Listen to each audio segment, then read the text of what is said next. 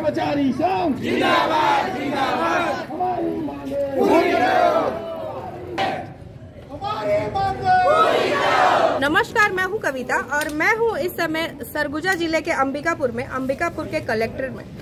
आप जो हमारे साथ ये भीड़ देख रहे हैं, ये वो लोग हैं जो मेहनत की कमाई करते हैं और उनकी मेहनत की कमाई हुए पैसे उनको नहीं मिल पाए अभी तक। एक कहावत आपने सुनी ही होगी कि कहते हैं मेहनत का पैसा मजदूर के पसीने के सूखने से पहले ही दे देने चाहिए, पर यहाँ ऐसा नहीं हुआ। आप जानते हैं सरकारें आती हैं जाती रहती हैं और उनके वादे धरे के धरे रह जाते हैं। आज इनकी क्या मांग है और किस मांग को लेकर के आज इन्होंने कलेक्टर का घेराव किया है, हम उन्हीं से बात करेंगे। हमारे साथ छत्तीसगढ़ मनरेगा कर्मचारी महासंघ के अध्यक्ष हैं, हम उनसे बात करते हैं। मेरा नाम रवि गुप्ता है जी। और आज हम यहाँ पे मनरेगा कर्मचारी हमने दो महत्वपूर्ण मांगे रखी हैं। सबसे पहली हमारी मांग है कि जन घोषणा पत्र में नियमितीकरण का इन्होंने वादा किया हुआ था, लेकिन नियमितीकरण अभी तक हमारा नहीं हुआ है। तो हमारा जो सबसे पहला और मुख्य जो हमारा बिंदु है मनरेगा कर्मचारियों को नियमितीकरण। दूसरी हमारी आज की जो महत्वपूर्ण मांग है, जो हमारे ग्राम रोजगार सहायक है, ग्राम रोजगार सहायक को कोई भी वेतन ग्रेड पे नहीं रखा गया है। तो हमारी ये मांग है कि उनको भी ग्रेड पे करें। तीसरी हमारी जो मुख्य मांग है, जो इस दो महत्वपूर्ण बिंदु में चलेंगे, 4 महीने से हमारे यहाँ के किसी भी मनरेगा के कर्मचारी को सैलरी नहीं मिली। जो आप खुद सोच सकते हैं 4 महीने तक बिना वेतन के काम करना कितनी मुश्किल बात हो सकती है। हमारे साथ जितनी सारी महिलाएं हैं, इतने सारे पुरुष हैं और बिना रुके हम बिना झिझक के हम काम कर रहे हैं, जो अभी तक हमको सैलरी नहीं मिली। ये हमारी एक फैसला है जो इस बिंदु में शामिल नहीं है, लेकिन जो सबसे मुख्यतः है यही हम आशय लेकर के आज यहाँ पर इकट्ठा हुए हैं। और सारे एक दिन का हमने सामूहिक अवकाश लेकर के आज इन्हें घिराव करके अपनी महत्वपूर्ण मांग रखी हुई है। और अगर हमारी मांग पूरी नहीं होती तो आगे हम अनिश्चितकालीन हड़ताल पर। कब आप देख रहे हैं कि 4 महीने से जो मनरेगा के कर्मचारी हैं उनको 4 महीने से वेतन नहीं मिला है और वो किस परेशानी में है और किस परेशानियों का वो सामना कर रहे हैं वो खुद आपसे बयान कर रहे हैं। हम आगे बात करते हैं। जी सर, अपना परिचय दीजिएगा। मेरा नाम सुनील मिश्रा है और महासंघ में सरगुजा संभाग के अध्यक्ष पद पर हूँ। जैसा कि आप देख रहे हैं कि जो मनरेगा योजना है उसमें मजदूर को तो मजदूरी देने की गारंटी है 15 दिन में, लेकिन जो उनके कर्मचारी हैं जो इस महत्वपूर्ण योजना को चला रहे हैं उनको 4 माह से वेतन नहीं मिला है। ये दिखाता है कि सरकार कितना संवेदनशील है अपने कर्मचारियों के प्रति, जबकि सामने होली का त्यौहार भी है। तो और इसके उपरांत ये भी कहना चाहूँगा मैं कि जब से सरकार बनी है 3 साल बीत चुके हैं और पहले तो हर 1 या 2 साल में वेतन वृद्धि होती थी। विगत 3 साल से किसी की वेतन वृद्धि भी नहीं हुई है। ये भी एक गंभीर विषय है और उसी मानदेय पे उसी सैलरी पे लोग 3 साल से लगातार काम कर रहे हैं। महंगाई कितनी बढ़ती जा रही है ये आप भी देख रहे हैं, हर चीज़ें महंगी होती जा रही है, लेकिन सैलरी नहीं बढ़ रही है। ये प्रमुख मुद्दा है।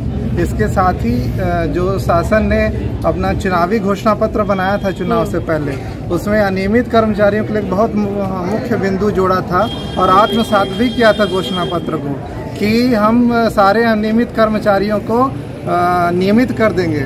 हमारे माननीय पंचायत मंत्री महोदय जी का बयान था हमारे धरना स्थल बूढ़ा तालाब रायपुर में जब हम किए थे कि हमारी सरकार बनते ही 10 दिन के अंदर सारे अनियमित कर्मचारियों को नियमित कर दिया जाएगा। उस पर आज तक कोई कार्रवाई नहीं हुई। उनके द्वारा लिखित दिया हुआ पत्र भी आज तक हमारे पास है कि हम आप सभी को नियमित कर देंगे। तत्पश्चात 1 साल बाद माननीय मुख्यमंत्री जी ने भी अनियमित कर्मचारियों के मंच पे आके कहा ये साल किसानों का है और अगला साल अनियमित कर्मचारियों का रहेगा और अन्य कर्मचारियों का रहेगा, जिससे हमको बहुत आशाएं थी। लेकिन 1 साल क्या, यहाँ 3 साल बीत गए और इस साल के भी बजट में अनियमित कर्मचारियों के लिए एक भी प्रावधान नहीं किया गया, जो हमारे लिए बहुत ही निराशाजनक रहा है। तो हमारी मुख्य मांग यही है कि हमारा नियमितीकरण हो और जब तक नियमितीकरण की प्रक्रिया पूर्ण होने में हो सकता है समय लगे, तब तक हमें 1966 नियम जो जिसमें निलंबन और सेवा पुस्तिका प्रावधान है और पंचायत कर्मी नियम हम पे लागू किया जाए ताकि हमारा भविष्य भी सुरक्षित हो सके। यही हमारी मांग है। तो बजट जब तक पेश नहीं हुआ था तो क्या आप लोगों को बजट से आस थी कि उसमें आप लोग की बातों को ध्यान रखा जाएगा? हमको हमारे सरकार के बजट से बहुत आशा थी, हमारे माननीय मुख्यमंत्री जी से भी बहुत आशा थी कि इस बजट में हमारे लिए कोई न कोई घोषणा या कि कोई न कोई चीज जरूर लाएंगे जिससे हम सभी अनियमित कर्मचारियों को भला होगा। लेकिन हम सभी को घोर निराशा हाथ लगी, जिससे अब हम लोग के सारे कदम उठाने पड़ रहे हैं। तो आपने सुना कि इनको बजट से जो अभी पेश हुआ है उससे बहुत आशा थी, पर इनके हाथ इनको कोई ऐसी चीज नहीं दिखी जो ये चाहते थे। इनको लगा था कि जो इनकी बातें इन्होंने मुख्यमंत्री तक रखी है वो पूरी होंगी, लेकिन ऐसा कुछ नहीं हुआ। हम आगे बात करते हैं। यहाँ महिला कर्मचारी भी उपस्थित हैं, आप देख रहे हैं। पुरुष कर्मचारियों के साथ कंधे से कंधा मिला के ये भी खड़ी हैं इस तपती दोपहरी में। हम उनसे बात करेंगे कि आखिर ये इनको कितना कष्ट है यहाँ पे। अपना परिचय दीजिएगा। मेरा नाम अर्चना श्रीवंशी है। आज यहाँ आप आके खड़ी हैं अपनी मांगों को लेकर के, क्या है ये पूरा मामला बताइएगा। क्या चाहती हैं आप सरकार? हम लोग चाहते हैं कि हमारी नियमितीकरण हो। हमारे 10 साल हो गए हम लोग जॉब करते हैं, 10-15 साल, किसी का 15 साल, किसी का 10 साल, सारे ने अपनी उम्र खत्म कर दिए। और हमको नियमितीकरण चाहिए मैम, कि हमको नियमितीकरण हमको किया जाए। हमारी ये है कि हमारी पेमेंट हमको दिया जाए। घर गृहस्थ वाले हैं मैम, हम लोग को बहुत सारी प्रॉब्लम होती है। हर मतलब स्कूल की फीस तक हम लोग दे नहीं पाते हैं, हमारे बच्चे अच्छे से पढ़ाई नहीं कर पा रहे हैं। आपके सरगुजा में और कितनी ऐसी महिलाएं हैं, कितनी संख्या होगी? बहुत ज्यादा संख्या है मैम, अभी तो हम लोग बहुत कम ही जुट पाए हैं। इससे भी ज्यादा संख्या हमारी यहाँ, जो हम लोग इस परिस्थिति से 4 महीने से वेतन नहीं मिला है। और बाहर से पेट्रोल की इतनी महंगाई है तो कहाँ से लोग आ पाएंगे, इसलिए सारे लोग इकट्ठे नहीं हो पाए, आधे लोग ही इकट्ठे हो पाए। 2 सूत्रीय मांगों के बारे में बताइएगा जो आप लोगों की मेन मांगे हैं। प्रथम मांग तो हमारी नियमितीकरण है मैडम। 15 साल से हम लोग नियमित है, अनियमित है, यहाँ काम कर रहे हैं, बट हम लोगों को सैलरी भी बहुत कम है हमारी काम के अनुसार। तो महंगाई के इस टाइम में आप लोग को घर चलाने में बहुत दिक्कत हो रहा है।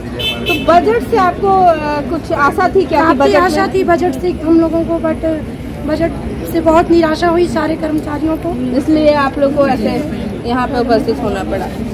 तो देख रहे हैं आप किस तरीके से इनकी जो मांगे हैं उनको अभी तक अनदेखा किया जा रहा था। इस वजह से ये आज यहाँ पे मजबूरन खड़े होने पर मजबूर हो चुके हैं और अपनी मांगों को लेकर कलेक्ट्रेट के बाहर हैं। हम चाहेंगे कि इनकी जो भी मांग है वो जल्दी से जल्दी पूरी की जाए। मेरी पढ़ाई और कोचिंग कुछ समय के लिए सिर्फ इसलिए रुक गई थी क्योंकि कोविड की 3rd वेव कभी भी आ सकती है। बट अब फुल लॉकडाउन होने पर भी मेरी पढ़ाई नहीं रुकेगी, क्योंकि कौशल्या एकेडमी लॉकडाउन के केस में मुझे टैब प्रोवाइड कराती है, जिसमें प्री रिकॉर्डेड लेक्चर्स हैं, जिसके हेल्प से मैं कोई भी लेक्चर्स किसी भी टाइम पर और कहीं भी पढ़ सकती हूँ। अब लॉकडाउन होने पर भी मुझे नीट की तैयारी करने में कोई परेशानी नहीं होगी। Kaushalya Academy, Raipur. For registration and queries, call 75290 60606.